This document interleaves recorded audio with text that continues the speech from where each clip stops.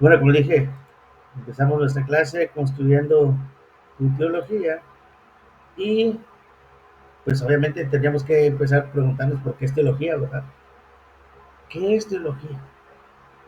Pero antes de leer, para ustedes, ¿qué es teología? Para ustedes, ¿qué es teología?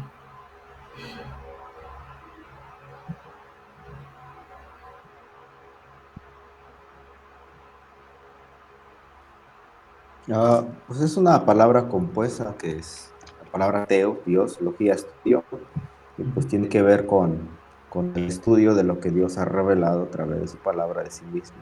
Entonces eso pues es lo que estudiamos, ¿verdad? Ujú. Ok. Y yo creo que am, ya hemos tenido mucho acceso, ¿no?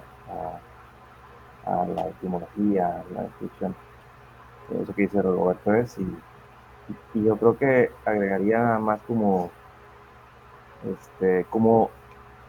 ahorita escuchando todo lo que decía en relación a las tareas, por ejemplo, este, y me imagino que en el desarrollo del curso, cómo esta teología, ah, esta no solamente tener información, sino este, conocimiento de Dios, Ujú.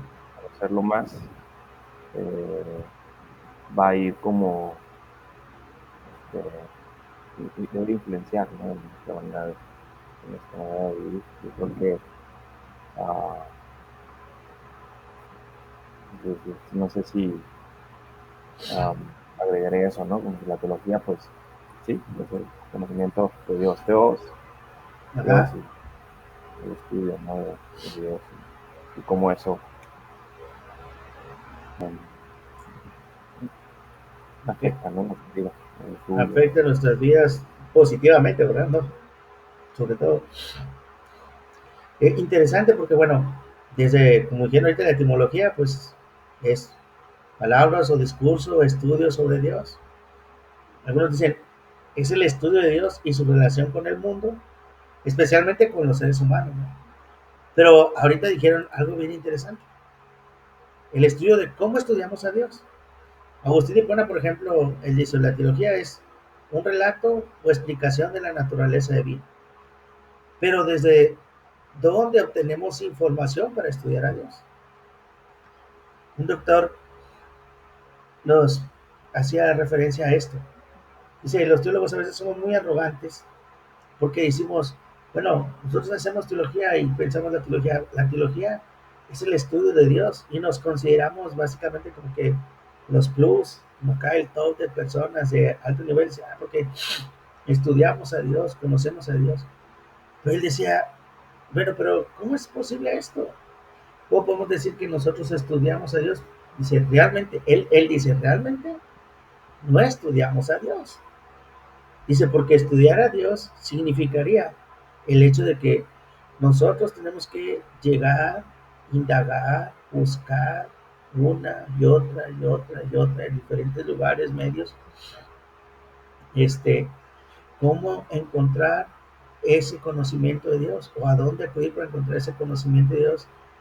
Sin embargo, cuando hablamos de teología, él dice, bueno, más que estudiar a Dios tal cual como pensamos hacerlo, y concuerdo con él, él dice, estudiamos la autorrevelación de Dios, que principalmente la encontramos en las escrituras.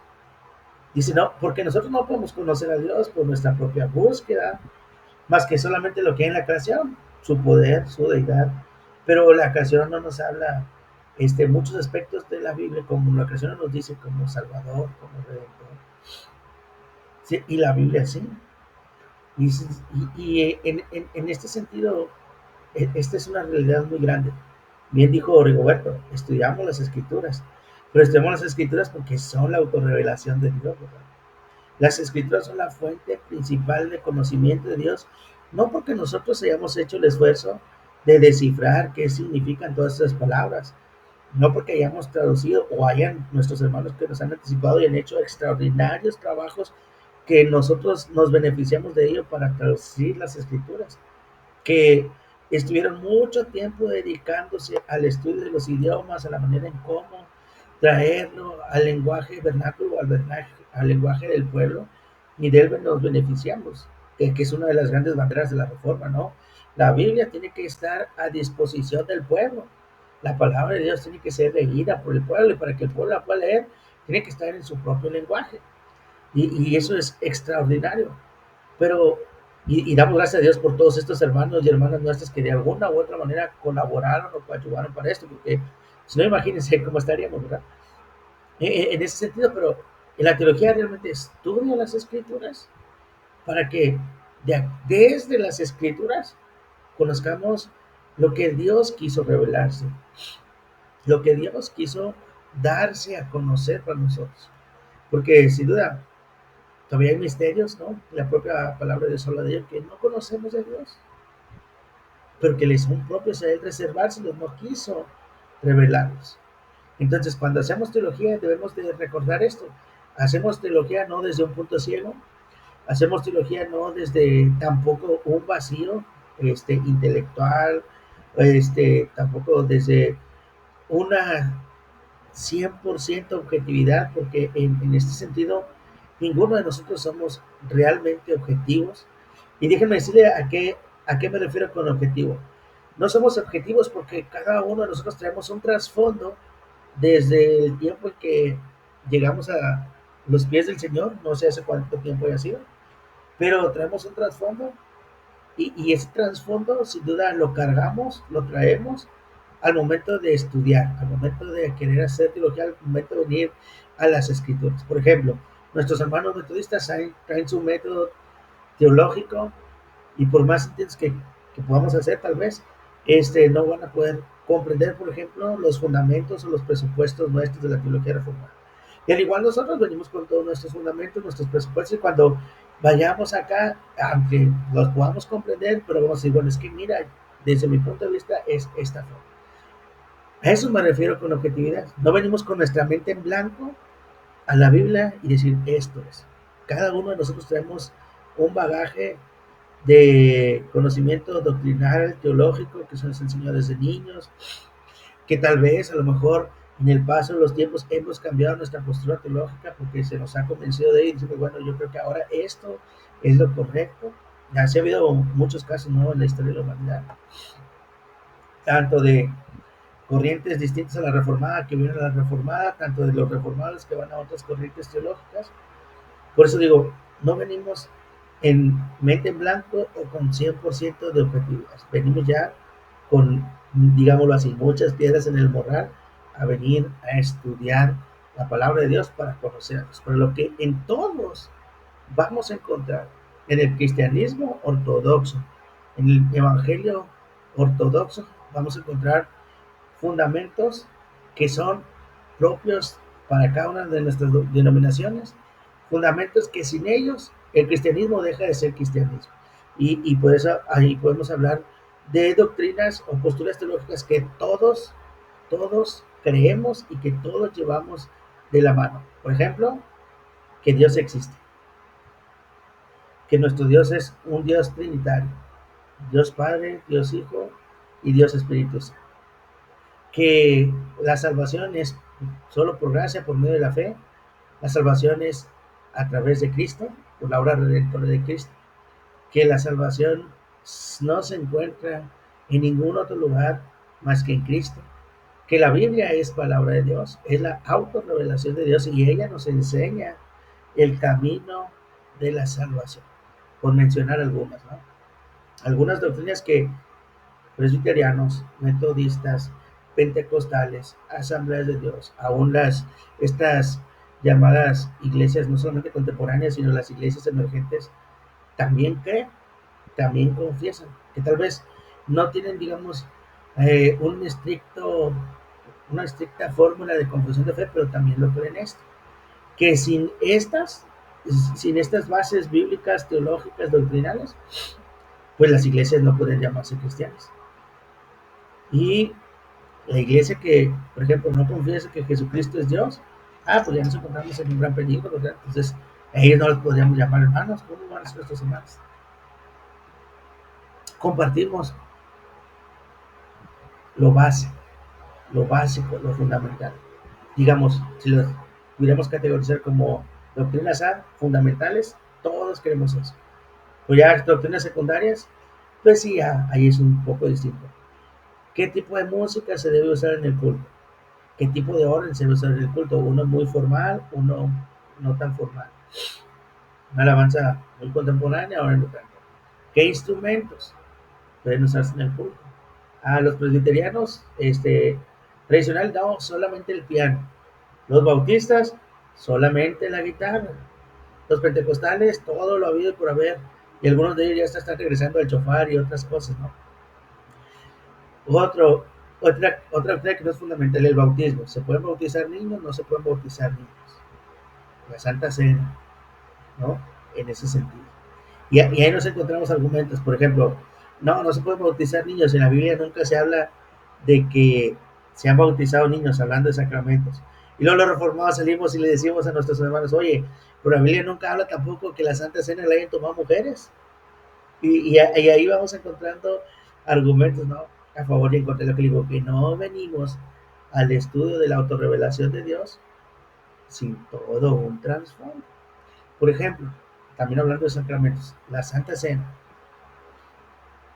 Si en nuestra iglesia presbiteriana están hermanos pentecostales, bautistas, metodistas, de asambleas, de iglesias emergentes, pero que confiesen nuestras mismas doctrinas básicas fundamentales, ¿pueden participar o no pueden participar?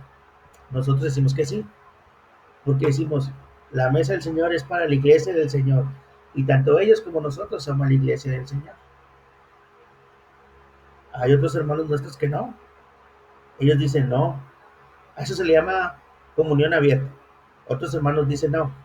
Nosotros practicamos la comunión cerrada solamente para los miembros de la iglesia local.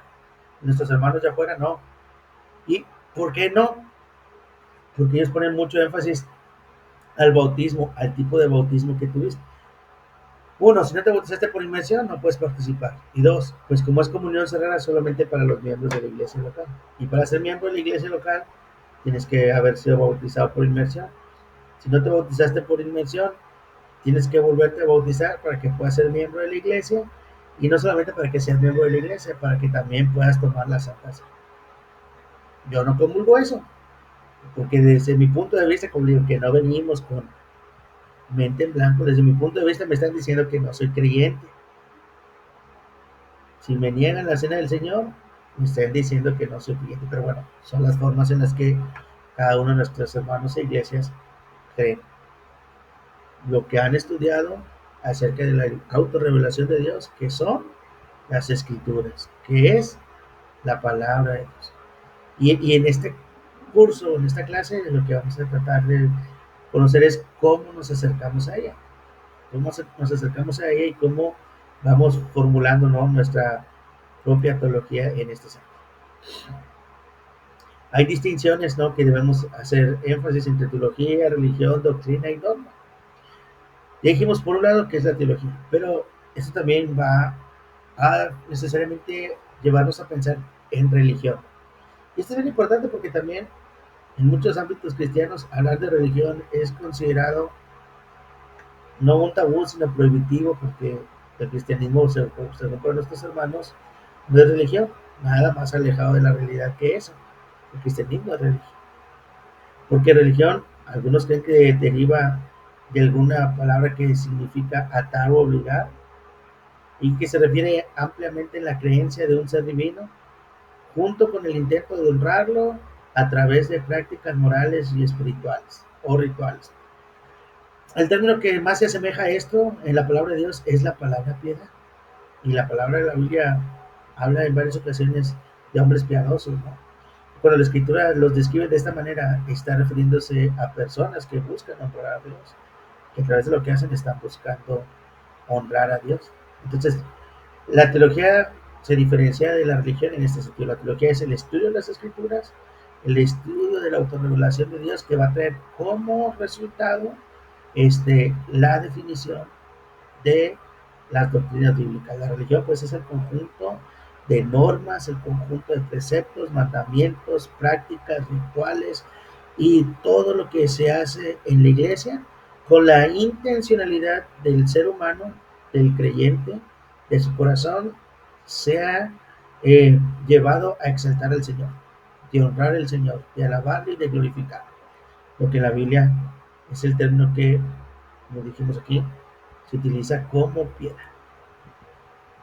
En ese sentido, pues la teología es más estrecha que la religión o la piedad, porque la teología no es toda la vida de devoción, sino es el compromiso de la mente con la verdad como fundamento de la vida religiosa. Es decir, la teología me va a llevar a las definiciones y a partir de ahí toda mi vida no también va a conducirse de conformidad a esto que queremos. Ya les dije alguna cuestión. Por ejemplo, en la cuestión de la teología práctica, este, hay muchos lugares aún en la que, por ejemplo, en iglesias presbiterianas es obligatorio que las damas no pueden presentarse al templo con pantalón, mucho menos short, ¿verdad? Tienen que ir en faldas o vestidos y largas hasta abajo de los talones a veces. Aún en nuestros hermanos hoy en día hay esa normatividad en otras denominaciones. Pero ¿de dónde viene esto? De la reflexión bíblico-teológica que hacen nuestros hermanos para definir, no, las mujeres deben de vestirse de esta manera, bajo estas normas. Pero, ¿qué de lunes a sábado? ¿O qué ese mismo domingo fuera del templo? ¿Se puede vestir de manera diferente o va a ser de la misma manera?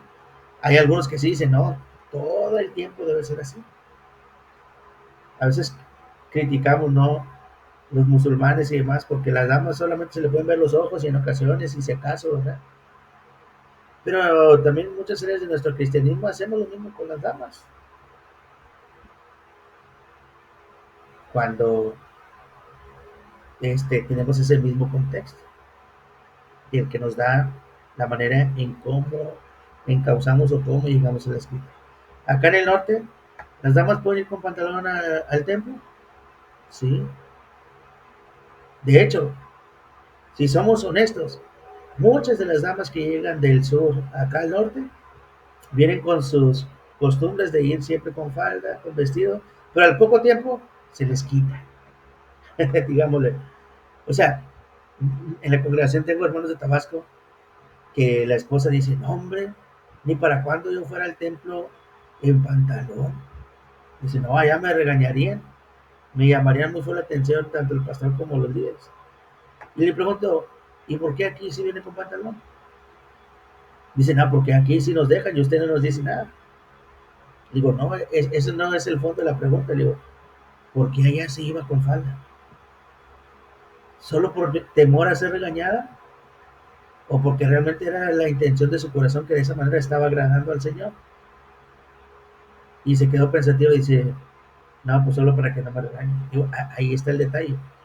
A veces creamos reglas que se vuelven solamente para evitar él y no pensando en cómo agradar al Señor. Aún nuestra vestimenta debe honrar al Señor por más simple que sea, por más humilde que sea. La vestimenta es para agradar al Señor.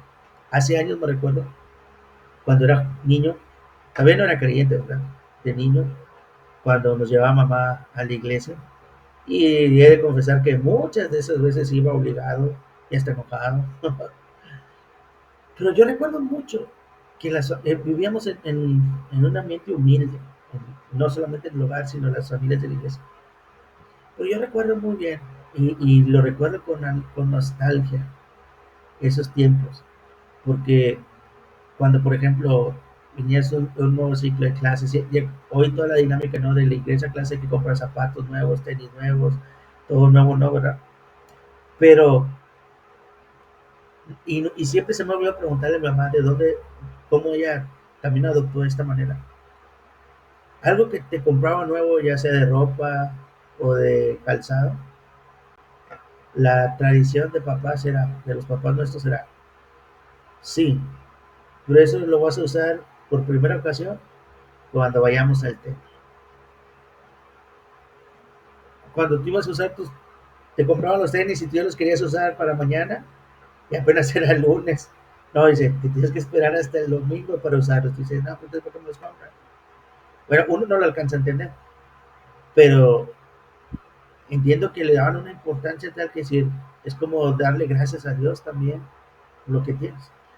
No digo que eso sea lo correcto, ¿verdad? Que todos deben hacer así, pero sí me da una impresión de que al niño le dejas ahí algo inculcado en su mente de decir, bueno, pero ¿por qué? Si no respondes ese por qué, va a haber problemas, ¿verdad? Porque va a decir, no, nada más porque tú dices.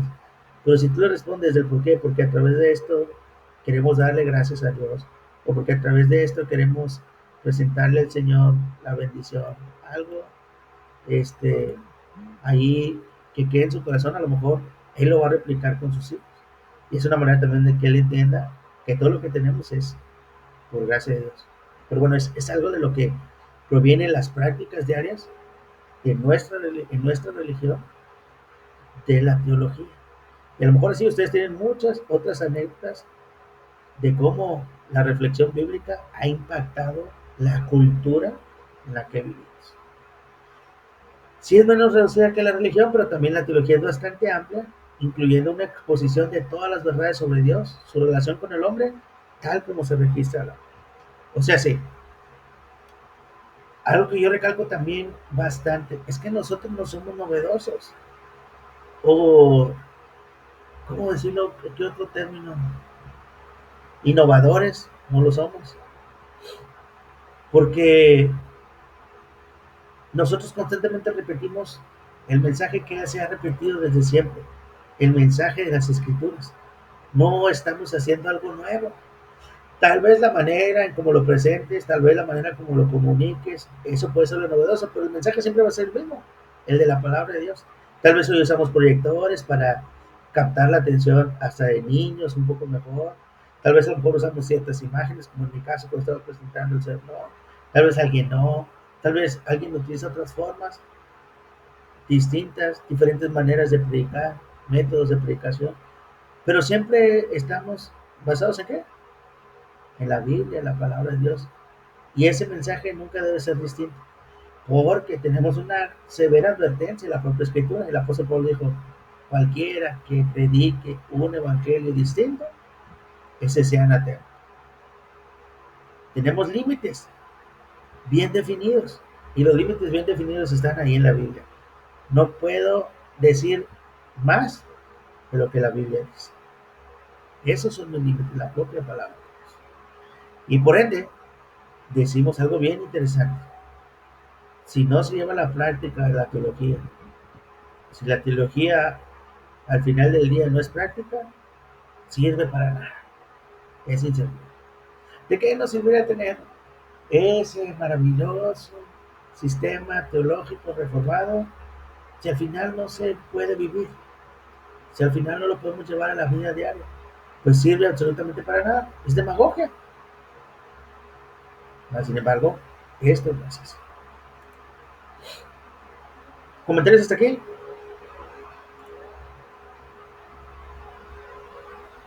¿No? No, Ok, yo estoy bien. ok. Pero bueno, ahora cuando hablamos, ya hablamos teología, hablamos religión y vamos también a hablar de doctrina, que pues significa enseñanza o instrucción, tanto al acto de enseñar como a lo que se enseña. O sea, lo que estás haciendo y qué es lo que estás enseñando. ¿Qué se enseña? Pues la sana doctrina, le dice Pablo a Timoteo, ¿no? La sana doctrina que proviene de la Biblia. Es útil la doctrina, es útil la enseñanza. Y sana doctrina, bueno, ahorita hay una en redes sociales, ¿no? ¿Por quiénes son los de sana doctrina? Y entonces muchos dicen los de sana doctrina son solamente reformados o los que se acercan a ellos. Bueno, y nuestros hermanos pentecostales no son sana doctrina. Nuestros hermanos bautistas no son sana doctrina. Nuestros hermanos dispensacionalistas no son sana doctrina. Hay una ambigüedad tan grande que muchos hermanos hoy en día defienden más a sus predicadores favoritos que a la propia Biblia, a sus ideas favoritas que a su propia Biblia. Y hay diferentes, pero diferentes. Por ejemplo, alguien dice, ¿cómo se puede llamar a alguien reformado que no está de acuerdo con el bautismo de infantes? Y también ahí surge la duda. ¿Cómo puede llamarse a alguien reformado que no esté de acuerdo con el gobierno representativo de la iglesia? Y hay diferentes puntos que tú dices, bueno, ¿cómo es esto posible? Bueno, pues yo entendería o yo quisiera dejar claro que la sana doctrina es aquella que surge a partir de la Biblia. Y yo puedo decir que aunque no comparta la opinión de mis hermanos pentecostales, de mis hermanos bautistas en muchas cosas, de mis hermanos dispensacionalistas, ¿verdad? También en muchas otras cosas. Pero ellos lo hacen a partir de un estudio serio, a conciencia de la Biblia. No llegamos a las iguales conclusiones porque, vuelvo a insistir, no venimos con la mente en blanco, traemos todo un bagaje, traemos toda una enseñanza que viene a afectarnos de alguna u otra manera.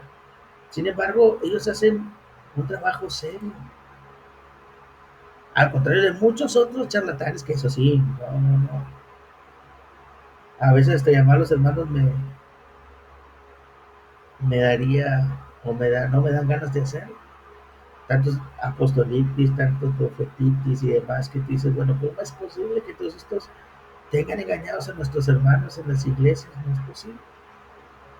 Pero muchos otros pastores, eruditos, teólogos de otras corrientes teológicas que lo hacen a conciencia, aunque tengamos posturas muy distintas.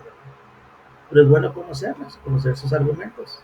Así también podemos enriquecer nuestro bagaje y poder comprender un poquito mejor la manera en cómo lo hacen.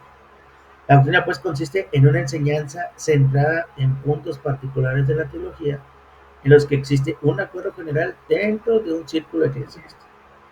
Y aquí pues digo, cada corriente es bien distinta. Pero vuelvo a insistir, en los puntos fundamentales del cristianismo todos vamos abrazados, todos vamos abrazados. Por tanto, la doctrina es el resumen directo, perdón, de lo que la Biblia enseña sobre cualquier tema.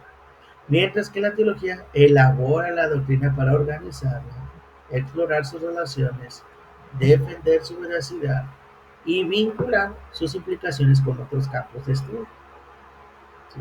La teología es la que se encarga de elaborarla, organizarla, explorarla, a otro poder y cómo se relaciona en otros ámbitos de la vida, en ese aspecto. Otra palabra también bien interesante para nosotros es lo que se conoce como dogma, y que esta palabra significa que es un decreto autoritativo. Lo que se dice, eso es. Y en la iglesia tenemos dogmas. Estas doctrinas básicas y fundamentales son los dogmas del cristianismo. Nadie los puede mover. Y quien los mueva, deja de ser cristiano. Y quien los mueva, deja de pertenecer a uno de nosotros. Pues este término está generalmente reservado para estas doctrinas básicas bíblicas, establecidas oficialmente en qué? Declaraciones confesionales de una iglesia, como parte de la identidad funcional de la iglesia, como por ejemplo el credo de los apóstoles, el credo de Nicea, ¿sí? El catecismo de Heidelberg, para nosotros, ¿verdad? Que decimos, bueno, esto es lo que nosotros creemos. Pero para el cristianismo hay doctrinas básicas, elementales, en las cuales todos nosotros estamos.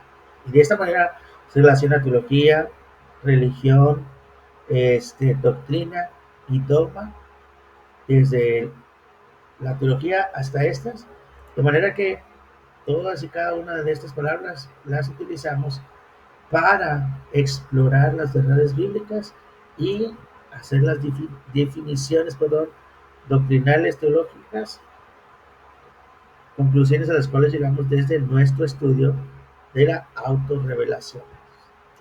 Bueno, hay diferentes ramas de la teología. No solamente hablamos de una sola rama, sino hay diferentes ramas. Con eso vamos a terminar hoy, porque si no, no nos gusta el tiempo. Una es la teología exegética. Cuando predicamos, ¿no? El hacer exégesis, decimos, bueno, ¿y qué es esto? ¿Qué tan difícil es lograr el tiempo que se requiere? Esta rama de la teología responde a esta pregunta. ¿Qué enseña una parte particular de la Biblia? ¿Qué es lo que está realmente enseñando aquí? ¿Qué se enseña en esta porción de la Escritura? La palabra exégesis se refiere a la explicación o al dibujo del significado inherente de un texto en la palabra de Dios. ¿Qué quiso decir aquí el autor para estas personas en particular? ¿Qué les quiso dejar en su mente? ¿Qué quiso enseñar? Más bien, no qué quiso, ¿qué quiere enseñar? Debemos, al utilizar la teología exegética, perdón, llegar a esto. Ya me adelanté, perdón. Llegar a esto. ¿Qué enseña esta parte de la Biblia? Y entonces, esta palabra viene de un verbo que significa sacar o explicar. Sacar o explicar. Es decir, sacar el correcto significado de este texto, pero no solamente para decir, qué bonita enseñanza tiene, sí, sí la puedo entender, sí puedo saber qué es. No, no solamente eso, sino sacar esa verdad y también explicarla para con nuestros hermanos. Juan 1:18 dice de la siguiente manera, dice, a Dios nadie le vio jamás. El unigénito Hijo que está en el seno del Padre, Él le ha dado a conocer. Esta palabra conocer es esta palabra que es la exégesis. Sacar de ahí y dar a conocer esta enseñanza de la Escritura. Pues, cuando hacemos la tarea exegética, nuestro estudio debería incluir el canon, la crítica textual, que pueden haber dicho los textos originales de la Biblia. Entiéndeme eso como crítica textual, no la crítica textual que se elabora con la intención de desacreditar a la palabra de Dios, con la intención de decir esto es un puro mito, no es verdad, no, no, sino el hecho de ser crítico no realmente con lo original y decir, esto es lo que dice la palabra. Críticos en el sentido de poder traducir, críticos en el sentido de poder desarrollar las doctrinas. Los idiomas, hebreo, arameo y griego, que son los que se escribió la Biblia. Los géneros literarios también es bien importante, modismos y formas retóricas de la Biblia, la historia, la geografía, la cultura del antiguo cercano oriente. Todo eso hacemos en la exégesis, porque para poder entender cuál es la enseñanza tenemos que ser transportados a aquel tiempo, y no lo podemos hacer a partir de la forma de pensar de hoy, no lo podemos hacer a partir de nuestra forma de ser de hoy, sino tenemos que ir y buscar la información a donde ésta se encuentre para conocer la mentalidad, las costumbres, las identidades de las personas en aquel momento. Y ya estando en ese momento, esa verdad que está ahí, traerla hacia nuestros tiempos. Esa es tarea de la teología exegética. Luego, tenemos también la teología bíblica. Bien, la teología exegética quiere responder qué enseña esta parte particular de la Biblia. Y la teología bíblica, pues entonces tiene que contestar cómo se desarrolla una doctrina particular de la Biblia en relación con la historia de la redención. Es decir, esta doctrina, ¿cómo la vamos a encontrar a lo largo de la Biblia? ¿Qué nos dice, qué se nos dice de ella a lo largo de la Biblia? Ya no es una parte de la Biblia, qué significado tiene o cuál es su enseñanza, sino esta enseñanza, esta doctrina que ya formulamos, ¿cómo la encontramos desarrollada a lo largo de la Biblia? Obviamente, hay una revelación progresiva, ¿no? Que decimos del Señor. No vamos a encontrar esa doctrina con la misma explicación en Génesis que luego en Apocalipsis, digámoslo así. Tenemos que ir a lo largo de la Biblia para poder decir, todo esto es lo que la Biblia nos enseña al respecto. ¿Cómo se desarrolla esa doctrina a lo largo de la historia de la redención? Considera pues esta trilogía cómo Dios reveló la verdad progresivamente con el tiempo, al que les comentaba. Pero también sus rasgos principales son su atención a esa progresividad histórica del proceso de revelación, el vínculo inseparable entre la revelación de Dios y sus actos de redención, y la naturaleza orgánica del desarrollo de la propia revelación. Cómo esto se va desarrollando en ciertas épocas, en ciertos momentos. Y en la teología bíblica, por lo regular, bueno, siempre utilizamos, no sé si queremos decirlo, periodos o fases de la revelación bíblica. Es la creación, caída, redención y glorificación. Creación, caída, redención y glorificación. Nuestros hermanos dispensacionalistas, el tiempo lo dividen en otras etapas, cuando menos en 7, y con algunas otras intenciones. Algunos creen que estas divisiones son porque Dios ha cambiado de opinión al respecto de cómo ha de salvar al hombre. O los especialistas dicen, bueno, no es tanto eso, sino la manera en cómo Dios ha administrado la gracia a lo largo del tiempo. Entonces nosotros decimos, bueno, son cuatro etapas, si quieren, en las que podamos dividir la historia de la redención en creación, caída, redención y consumación o glorificación. Y teniendo en consideración estas etapas, desde ahí vamos evaluando y vamos siguiendo el desarrollo de la doctrina bíblica, cómo se va desarrollando la misma. Eso es en la teología bíblica. Se ayudan mutuamente todas y cada una. Pero también está la teología histórica. En esta rama, pues se responde a las preguntas de cómo han sido identificadas, formuladas, elaboradas, defendidas y aplicadas las doctrinas de la Iglesia durante la larga historia de la Iglesia.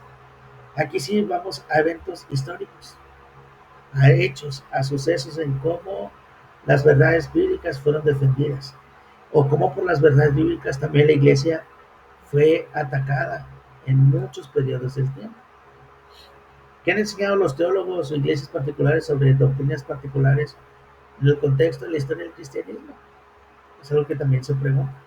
Por lo tanto, las fuentes principales de esta teología histórica son los escritos de los teólogos del pasado, los credos, las confesiones, los documentos oficiales de las iglesias o la historia de las iglesias, junto con mucha otra información histórica que se arroja sobre. Por ejemplo, hay libros que hablan sobre mártires, en el cuales defendían, sobre todo estos libros hablan sobre la defensa de la fe de nuestros hermanos, el hecho de que no negaron a Jesucristo. No propiamente habla de la defensa de doctrinas, más sin embargo de defender su fe ante las autoridades cuando estaban siendo perseguidos. Y esos son pues fuentes a los que la teología histórica acude para conocer, ¿no?, la información de primera mano de lo que sucedió en aquellos ayeres. Entonces, también la historia es muy importante, porque bien dice el dicho, quien no conoce su historia, el pueblo que no conoce su historia está condenado a repetir, tristemente. Pero tal vez la que más conocemos, la que más utilizamos, la teología sistemática. Esta responde a las preguntas: ¿qué enseña toda la Biblia sobre un tema dado? Y cómo este tema se relaciona con otros temas. Específicamente a mí me gusta mucho en la teología sistemática la manera en cómo lo aborda Luis Berg en su libro. Cómo él, cada uno de los temas lo relaciona no solamente desde el aspecto bíblico, sino también trata de relacionarlo con otras posturas distintas a la reforma. Por lo hablar con el catolicismo y alguna otra más. El catolicismo y alguna otra más. Me gusta mucho esa manera en cómo lo desarrolla. No todos lo hacen así, la gran mayoría lo hace desde solamente el punto de vista en cómo lo cree el escritor y no también atendiendo a cómo lo creemos. Entonces, él sí, por lo regular en cada uno de sus capítulos, habla de cómo se hizo a lo largo de la historia, cómo lo hizo la Iglesia Católica y cómo lo presenta la Iglesia Reformada. Esto fue antes de la Reforma, fue así, en la Iglesia Católica fue así, y los reformados creemos esto. Esa didáctica, digámoslo así, de hacerlo de Berkov, a mí me gusta mucho y no lo encuentro en muchos otros, en muchos otros escritores. Tal vez por eso a mí me sigue gustando mucho el libro de Berkov, ¿no? Para la teología sistemática. En la Pues, iglesia luterana sí, siempre han enseñado de él, ¿no? O sea, seminarios sí, sí, sí. reformados. O sea, Sí, aunque ya está, digamos, si tú lo quisieras ver, está un poco antiguo a nuestro tiempo. Tal vez hay algunos otros hermanos que ya, digamos, avanzaron un poco más que él en algunos aspectos, pero específicamente en ese, desde mi punto de vista, nadie lo ha igualado. No se han dado a esa tarea de hacer muy descriptivos en cada una de esas situaciones. Tal vez porque dijeron, ya tenemos ahí a Berkov, ahora vamos a enfocarnos en otra cosa. No, no lo sé, pero, pero siempre es muy comentado aún por los otros escritores reformados. De alguna u otra forma, como que ha sido el maestro de muchos, no solamente vivencial o presencialmente, sino de muchos de nosotros como estudiantes, que necesariamente para estos otros escritores ha sido de mucha ayuda sus escritos que lo mencionan. De los libros de teología reformados que he leído, creo que casi todos, si no es por decir que todos, mencionan algo de ver. Aún el libro de teología reformacional, un nuevo paradigma para hacer teología, que es de Gordon Spikman. Hoy en día que esta cuestión reformacional está siendo muy atacada en la iglesia presbiteriana, él, Gordon Spikman, menciona muchas veces a ver, algunas difiriendo de él y algunas en total acuerdo con él, pero lo menciona en muchas ocasiones en ese sentido. Pues digo, de alguna u otra manera se ha convertido o se convirtió en maestro de muchos de nosotros, ¿no? En ese sentido, aunque no lo tuvimos como maestro, pero acudimos a su libro. Pues bueno, ustedes también revisar cuando lean algún libro de teología, a ver, vamos a ver si menciona, a ver, creo que hasta Gruden también lo menciona. en vamos a tener capacitación aquí en la iglesia para liderazgo, Ajá, para estar oficiales. nominado, oficiales. Ajá, Y el pastor José Luis, para cuando vayamos a estudiar teología, específicamente, puso un libro, creo que es el de la teología reformada de R.C. Sproul, sí, Robert, el pastor americano. sí, sí, sí. Bueno, Y él es más reciente. sí, sí, sí. Aunque ya él falleció hace 4 años, digo, él es de contemporáneo. Uh-huh. Nunca he leído ese libro, no sé, me imagino que, no sé si él toque a ver, voy a ver si toca a Sí, ver. chéquelo, pero Este pastor, cuando tú estudiaste el seminario, pastor, tú lo viste. a Spur, No, no, a a Berco. Berco. Sí, sí, sí. O sea, aquí en Eh, el seminario te dijiste sí, sí. De hecho, en y México, fue tu maestro de teología. sí, ya se cuenta. Efraín Ríos fue maestro de teología y él fue el que, y con ese libro. Y de hecho, en casi todos los seminarios, si no es que en todos los seminarios de México presbiterianos, es digamos como que el libro base. Digo, hay muchos otros. Yo sé que hay algunos que le ganaron en erudición o demás, o a lo mejor en algún alcance mayor, pero les vuelvo a decir, esa manera de cómo él escribe a mí me gusta mucho. De hecho, hubo una hermana en Fuente, este, que fue de mis primeras alumnas en el seminario cuando yo empecé a dar clases, y ella me dijo, ¿sabe qué, pastor? A mí nunca me había gustado leer un libro de teología, pero ahora que empezamos a leer a Berkov, dice, me fascinó. Dice, nunca había leído a alguien así de esa forma. No sé por qué le fascinó a ella, porque a veces hay términos que ni se son conocidos fácilmente, pero ella estaba encantada y se lo chutó todo el libro, lo leyó todo. Dice, me fascinó este libro. Y yo, pues sus razones, a ver, particularmente a mí me gusta, como me gustan otros, pero sí digo, en esa didáctica yo creo que no hay ninguno en ese sentido. Así como en comentarios bíblicos, no hay alguien como Hendrickson y Kistemacher en esa misma también dinámica o en esa didáctica de cómo llegan a sus conclusiones, cómo te presentan todo el trabajo que ellos hicieron tal cual. Hombre, pues eso es fabuloso. No he encontrado otros que hagan exactamente lo mismo, que te dicen, mira, por esto, y te van desarrollando todo su punto y te dices, oh, pues sí, aunque en algunos puntos también diferían ellos como alumno y maestro, pero te quedas bien sorprendido. Pero sigamos, hay Y bueno, ya casi le estoy diciendo que mi autor favorito es Bergson, ¿no? En algunos casos. El término teología sistemática, bueno, se refiere a una presentación organizada y comprensiva de qué? De todo el consejo de Dios. Esto es muy interesante. Todos estamos llamados, cuando enseñamos, a enseñar qué? Todo el consejo de Dios. A predicar qué? Todo el consejo de Dios. ¿Y qué es esto? Toda la palabra de Dios. Lastimosamente, no lo hacemos. Al menos, dígame quién ha predicado toda la Biblia, de los libros de toda la Biblia. No. Hay libros que son más difíciles, ¿no? Hay libros que son más complicados. Pero cuando lo haces, si te das cuenta de la maravilla que es la palabra de Dios. Y por eso yo les animo a que no porque un libro sea difícil, no vayamos a estudiarlo, no vayamos a enseñar. El tiempo que se tarde. Por ejemplo, Apocalipsis. Predique sobre Apocalipsis. ¿Cuánto tiempo le va a dedicar a Apocalipsis?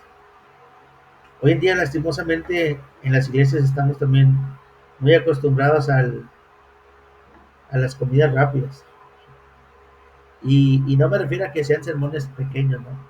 Sino a queremos que las series de predicaciones sean cortas, sean cortas, sean cortas, sean cortas. Y constantemente estamos cambiando de series, pero ¿por qué no a veces hacer algo más extenso y presentar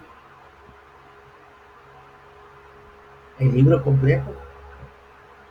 Que va a requerir más esfuerzo, que va a requerir más dedicación, que va a requerir más trabajo, sin duda. Sin embargo, pues para eso nos ha puesto el Señor, ¿verdad? Cuando yo estuve predicando Apocalipsis, sí, se requiere mucho esfuerzo, la mera verdad. Yo me tardé como año y medio en la congregación predicando Apocalipsis. Pero luego, yo dije, no, hombre, me tardé demasiado, no puede ser, me tardé bastante. Y ya me estaba quejando yo mismo. No, año y medio, fue como año, 2, 3, 4 meses. Pero siempre te quedas con la sensación, me hubiera gustado ahondar más en esto, me hubiera gustado ahondar más en aquello, me hubiera gustado dedicar más tiempo a esto. Pero ya después con el tiempo, en una iglesia en Estados Unidos, no recuerdo cuál iglesia presbiteriana en Estados Unidos, predicaron Apocalipsis. Y yo me quedé sorprendido, porque ellos se tardaron 3 años, 3 años le dedicaron a predicar Apocalipsis. 3 años, dijo, maravilloso. Ahora, si fuéramos como Juan Calvino, que predicaba versículo por versículo, nunca íbamos a terminar, ¿verdad? Ya se lo dejo solamente ahí al costo, predicar todo el consejo de Dios. A veces es bueno predicar todo el libro, para que los hermanos tengan todo el contexto, todo lo que el autor quiso enseñar. Y eso nos va a beneficiar mucho a nosotros en nuestro trabajo también, en ese sentido. Hablando de Berkov, él dijo que la teología sistemática busca dar una presentación sistemática, sistematizada. Sistemática se refiere con ordenada, de todas las verdades doctrinales de la religión cristiana. Usted abre su libro de teología sistemática, cualquiera que este sea, y se va a encontrar un orden, ¿sí? Y casi el orden puede variar, o comienza con la Biblia o comienza con Dios, pero va a partir de ahí. Lo que se conoce, particularmente yo creo que debemos comenzar con la Biblia, porque es la fuente de la revelación, ¿no? Biblia, y luego lo que se le conoce como teología propia, es decir, lo que tiene que ver con Dios, Dios, su ser, sus atributos, sus obras. Luego de ahí pasa a la cuestión de la relación de Dios con el hombre, el pecado, los pactos, luego Cristo, su nacimiento, su venida, el pacto de gracia y demás. Y después de Cristo, la iglesia, que es la iglesia, los sacramentos, la disciplina, el gobierno, y termina con el hecho de eh, los últimos tiempos. ¿Qué es lo que va a pasar en los últimos tiempos? ¿Verdad? La escatología. Siempre va a encontrar ese orden. En todos los libros de teología puede variar un poquito, pero va a encontrar ese orden. Va a ir todo en ese orden. ¿Por qué? porque eso es lo que intenta hacer la teología sistemática, poner ordenadamente las enseñanzas para que sea más sencillo para el creyente comprenderlo, asimilarlo, valorarlo, atesorarlo y ponerlo por obra. Por eso, gracias a Dios por todos los hermanos que escriben libros. Son una gran bendición. Los que han venido en el pasado y los que están ahorita escribiendo libros. Por ejemplo, en nuestro presbiterio hay dos pastores que están escribiendo. Uno es Amílcar López, que ha escrito varios libros, creo que tres, cuatro, el pastor Emanuel, y recientemente el pastor Eli Herrera también acaba de escribir un libro. Es maravilloso. Podemos también ser bendecidos por Dios. Déjenme ir más rápido porque si no aquí se me van a pasar las 9. La teología apologética. Si la teología sistemática se compromete con los sistemas erróneos de creencia, o sea, debe comprometerse con ellos, es decir, a descubrirlos, a que pongan a nuestra vista qué es el error, pues en ese sentido, cuando el compromiso pretende principalmente defender la doctrina cristiana contra ataques externos, se le llama apologética, la defensa de la fe, lo que nosotros creímos, ¿no?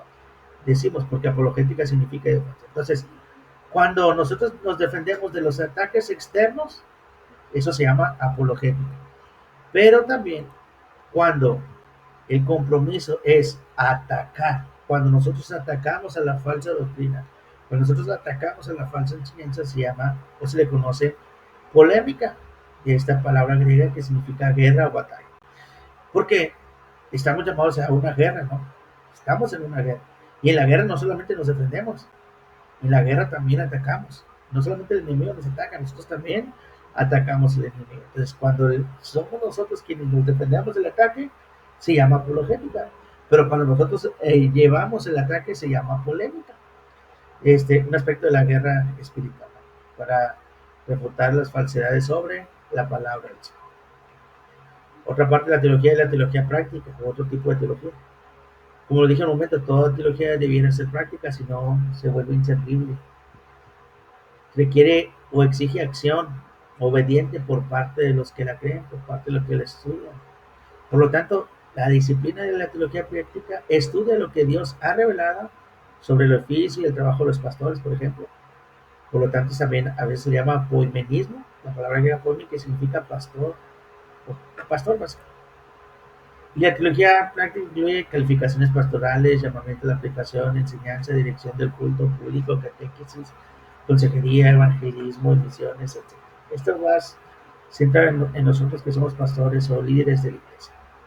Pero también, otro aspecto importante de la teología es la teología ética, la ética cristiana, que responde a la pregunta: ¿qué ha revelado Dios en toda la Biblia sobre los deberes que nos exigen? Los mandamientos, la santidad, ¿qué tiene que ver eso con nosotros? Pues la ética bíblica está estrechamente relacionada con la teología sistemática. Su objetivo es hacer una declaración ordenada y sistemática sobre lo que la Biblia enseña sobre ciertos temas, pero específicamente con lo que tiene que ver ética. Por eso se le conoce como la teología ética. Es decir, cómo debemos comportarnos ante ciertas situaciones. Cómo nos comportamos como hijo de Dios en este ámbito, en este mundo. Porque eso tampoco escapa de la enseñanza bíblica, ¿verdad?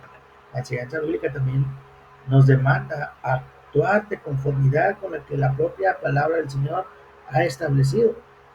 Y esto es, obviamente, que actuemos éticamente y no fuera de las reglas que el Señor ha puesto. O, lastimosamente, esto no lo cumplimos al 100%.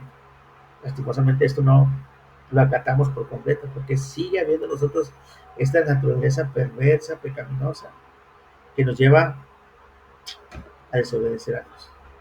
Pero gracias a Dios porque Cristo Jesús nos ha rescatado. Pues hermanos, preguntas, comentarios.